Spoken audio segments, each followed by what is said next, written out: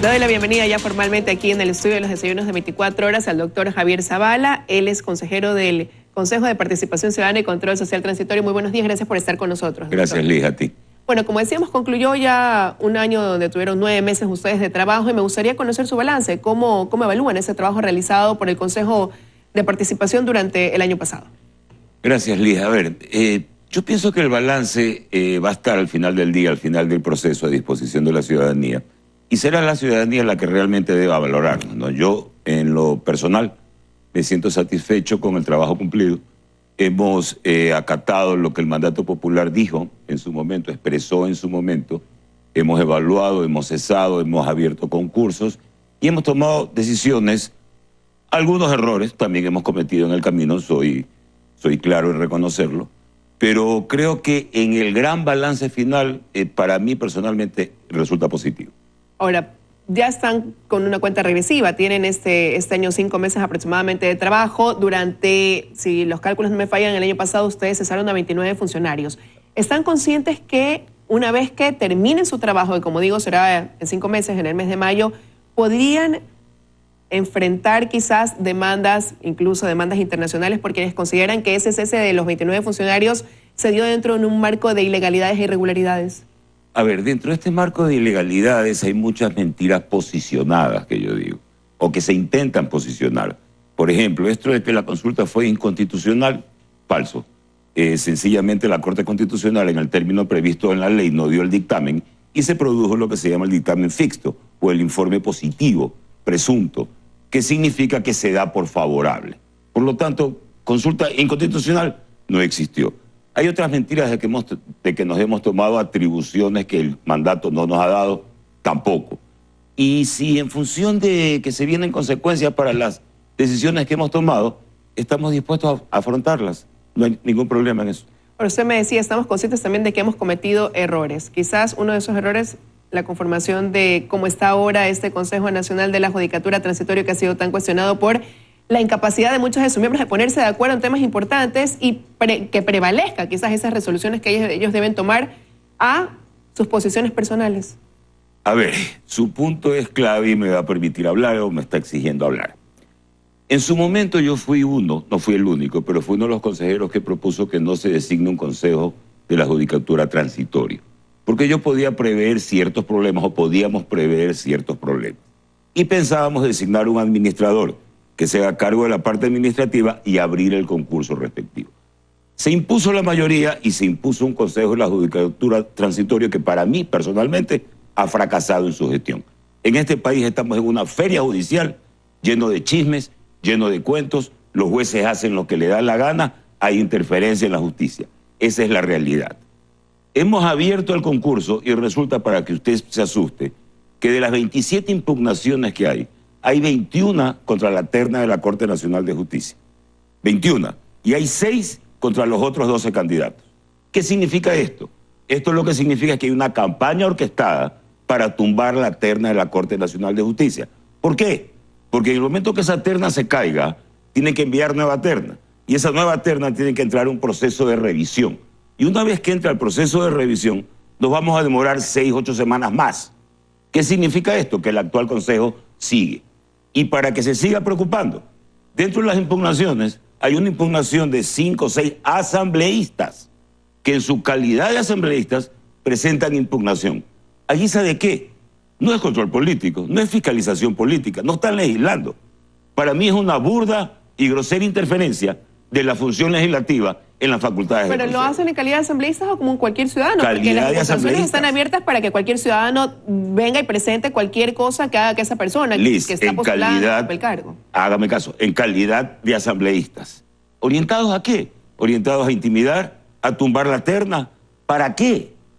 ¿Para demorar el proceso? ¿Para que el actual Consejo siga? ¿O para que un ungido, de esos que nunca falta, que en su vanidad o en su codicia diga, yo quiero estar en esa terna? Pero igual sería un consejo que seguiría hasta que se posesionen los nuevos integrantes del Consejo de Participación Ciudadana Transitoria, en caso de que ese sea el objetivo, ¿no? Eventualmente sí, porque por último el Consejo actual de Participación pudiera cesar al Consejo Transitorio.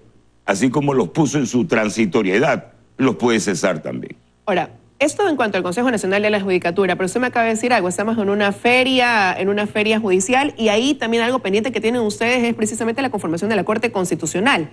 ¿Cómo avanzan en ese proceso? Del listado de los 21 postulantes, sé que ya ha sido aprobado que se dé paso pues al 18 de ellos pasan a la etapa de impugnación ciudadana, 3 quedarían fuera.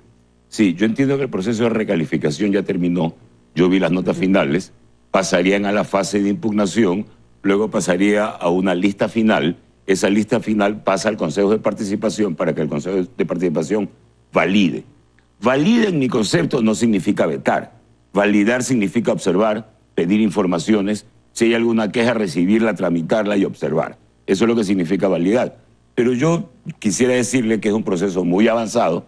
Creo que de lo que yo he visto ha sido muy transparente.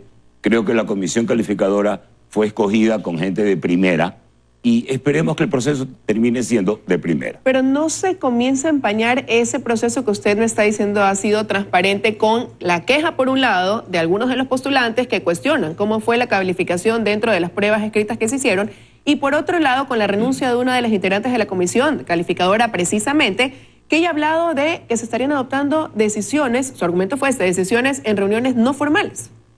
A ver, esto de reuniones formales o no formales me parece algo, o sea, algo que no calza, porque ¿qué es lo que importa? Lo que importa es que el delegado o el consejero o el comisionado vaya a la sesión formal y vote. Pero si ese delegado conversó con Juanito, con Pedro, con Luis, una hora antes almorzando, para ver cómo votaban, ¿cuál es el problema? Para cruzar criterios. Eso para mí no está, o sea, ahí no está la pelotita. La pelotita estaría en la transparencia. Si se pide una información y esta información no se da, pudiera ser motivo de algún problema. ¿Pero no les preocupa que este tipo de quejas o de comentarios pueda sembrar esa duda y empañar esa transparencia y comenzar a sembrar precisamente esa interrogante entre los ciudadanos al decir se está incurriendo quizás en las prácticas anteriores, que era lo que no se quería? Vean, Liz, en mi experiencia personal ha sido más difícil designar que cesar. Y tiene su lógica. Cuando usted cesa, solamente lucha contra los intereses del cesado. Pero cuando usted designa, usted lucha contra todos los apetitos que se abren en función de ese cargo o esos cargos. Por eso le digo, para mí ha sido más difícil designar que cesar. Ahora, partiendo de todo esto, ¿cuándo entonces podría ya haber una corte constitucional en el país? Bueno, en los tiempos que estoy viendo, yo creo que en la 3ª semana de enero o en la 4ª semana de enero pudiéramos tener una corte.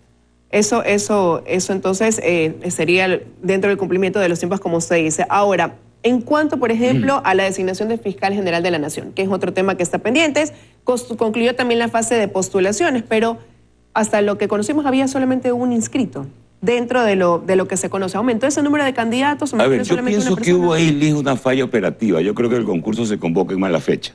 Se convoca un 21 de diciembre, justo en las fiestas de diciembre. Entonces yo creo que eso ha atentado un poco contra la cantidad de postulados, por un lado. Por otro lado, tampoco es problema, porque eventualmente el Consejo pudiera dar una prórroga para las postulaciones. Así que ahí tampoco le veo problema. Pero al darse esa prórroga, ¿no se desfasan dentro del tiempo establecido? No necesariamente, es un concurso, qué sé yo, durará 2, 3 meses. No le veo más. Y hasta mayo llegamos bien. Calculando aún que se tendría que entrar en la fase de impugnaciones, audiencias. En las pruebas, en las audiencias, podría tomar 2 meses, sí llegarían bien, sí, entonces. Así es. Ahora, hoy también vence el plazo para inscribirse a los concursos de designación del defensor público y del pueblo, y tampoco pasa lo mismo que con el fiscal, no se reportan tampoco inscritos dentro de, para ostentar, ocupar estos cargos. ¿No será que también que hay resistencia a postularse o que están complicados los requisitos para quienes deberían cubrir el perfil idóneo para ser autoridades dentro de estos cargos? Imagínense usted la dificultad de los requisitos si hubiéramos puesto la prueba del polígrafo en el reglamento de la Fiscalía o hubiéramos puesto el test psicológico en la prueba de la Fiscalía. Si así, sin esos requisitos, ya la gente lo está pensando mucho. Yo creo que la vara con la que se está midiendo la nueva Corte Constitucional está muy alta. Y yo creo que eso está preocupando a los postulantes. Porque mal o bien para nadie es agradable sacar un 12 en una prueba escrita, un 13 en una prueba escrita, o sacar un 20 sobre 30 en una audiencia oral que además va a ser transmitida en vivo. O sea, yo creo que eso como que frena un poco a los postulantes, pero esas son las reglas del juego. ¿Pero la vara está muy alta o también eso permitiría revelar una realidad que afronta el país? ¿A qué se refiere? ¿Cuál sería la realidad? Quizás no por un lado, que existe este miedo, como usted dice, ¿no? De no tener los requisitos de sacar una mala prueba, pero ese miedo también conllevaría a que no habrían los perfiles quizás con toda la preparación necesaria. Aunque también hay que considerar que muchos para la Corte Constitucional cuestionaron lo que se iba a poner dentro de la mesa de evaluación. Algunos decían se está pidiendo más por el lado académico que quizás por la práctica que muchos pueden tener en el ejercicio profesional, por ejemplo. Yo creo que hemos intentado ponderar tanto lo académico como las pruebas, los exámenes, las audiencias. Creo que hemos intentado ponderar y efectivamente, si son exigentes, pues deberían ser así. Ya, yo creo que un poco la gente está percibiendo los concursos, y es un error, como se hacían antes, solamente sumando puntos, una prueba y recalificaciones y ya estás adentro. Creo que un poco se quedaron con esa percepción y ahora los concursos pudiera ser que estén atemorizando, ¿no? Disculpe. Ahora, pero ¿qué pasa si esa hipótesis que usted tiene, que es quizás que estos concursos, como el del fiscal, fue lanzado en mala fecha, es lo que ha hecho que no hayan tanta cantidad de inscritos? ¿Qué pasa si esa no es la realidad? Y si establecen ustedes como consejo una prórroga, igual el número de inscritos sigue siendo bajo. ¿Qué va a pasar ahí? A ver, yo creo que finalmente el concurso tiene que realizarse. Con 2, con 3, con 4, pero tiene que realizarse. El concurso no tiene un mínimo para realizarse. O sea, de que tiene que hacerse, tiene que hacerse. Y que tenemos que designar, tenemos que designar. Ahora, eso es clarísimo. ¿Y ustedes prevén terminar este periodo de sus funciones en el mes de mayo, habiendo designado a todas las autoridades que tienen todavía pendientes? A todas las autoridades que nos competen. Correcto. ¿Qué trabajo le va a quedar para los que asuman su cargo en mayo? Bueno, seguir con las otras funciones que no son de designación. Esto se refiere a participación ciudadana, esto se refiere a transparencia, rendición de cuentas, esto significa, entre comillas, luchar contra la corrupción, que son las otras tareas del Consejo.